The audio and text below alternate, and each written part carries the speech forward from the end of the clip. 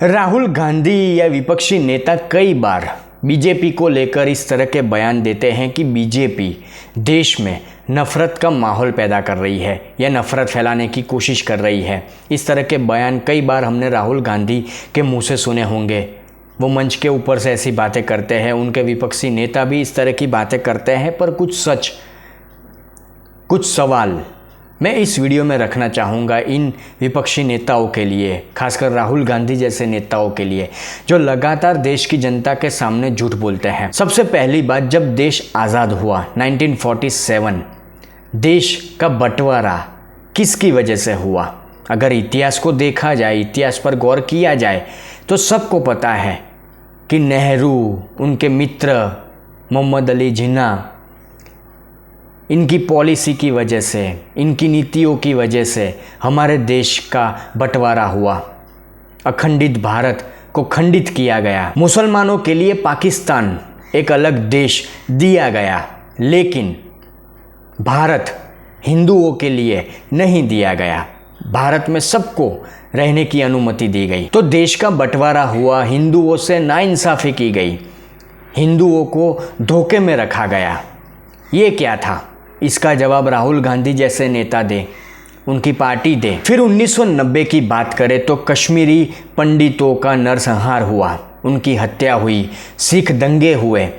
इसका इतिहास हम देखें, इसके पीछे किसका हाथ था हम सबको पता है। और जिन सब की वजह से कश्मीरी पंडितों को कश्मीर से भगाया गया, कश्मीरी पंडितों की हत्या हुई, उन्हीं के साथ मिलकर आज राहुल गांधी और उनकी पार्टी जम्मू कश्मीर विधानसभा चुनाव लड़ने जा रही है। जम्मू कश्मीर विधानसभा चुनाव को लेकर इन्हीं अलगाववादी नेताओं के साथ कांग्रेस ने गठबंधन किया है। राहुल गांधी उनके साथ बैठकर सीट शेयरिंग करते हैं। बांग्लादेश में हिंदू पीड़ित, बंगाल में हिंदू पीड़ित, कश्मीर में हिंदू पीड़ित, ये किसकी देन है? ये सबको पता है। हिंदुस्तान तो कभी भी नफरत करने वाला देश था ही नहीं। हिंदू कभी भी हिंसा करने वाला था ही नहीं, नफरत पैदा करने वाला था ही नहीं। लेकिन कांग्रेस के जिहादी प्रेम ने ये सारी चीज़ें पैदा की। आपको शायद पता ही होगा कि कांग्रेस हिंदुस्तान की बात करती है, पर हिंदुस्तान के अलावा वो कभी भी अपने भाषणों में या कहीं भी, वो लोग, उनके नेता कहीं भी जाए तो वो भारत नाम का उल्लेख नहीं करते।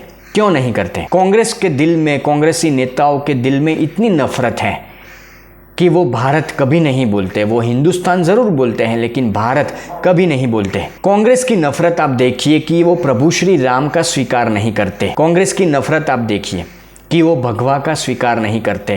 कांग्रेस की नफरत आप देखिए कि हिंदू त्योहारों से भी कांग्रेस को नफरत है। कांग्रेस दूरी बनाए रखती है। हाल ही में अपने एक शॉर्ट वीडियो में मैंने ये सवाल पूछा था राहुल गांधी से, उनके कांग्रेसी नेताओं से, कि रक्षाबंधन का इतना बड़ा त्यौहार गया तो सोशल मीडिया पर एक तस्वीर राहुल गांधी या प्रियंका गांधी की देखने को क्यों नहीं मिली? कांग्रेस तो प्रभु श्री राम के अस्तित्व को ही नकार चुकी है, राम सेतु को नकार चुकी है, राम सेतु के मामले में सवाल उठा चुकी है, कोर्ट तक जा चुकी है। कांग्रेस के मन में इतनी नफरत है कि वो कभी हिंदुओं को स्वीकार नहीं करती और न ही आने वाले समय में करेगी।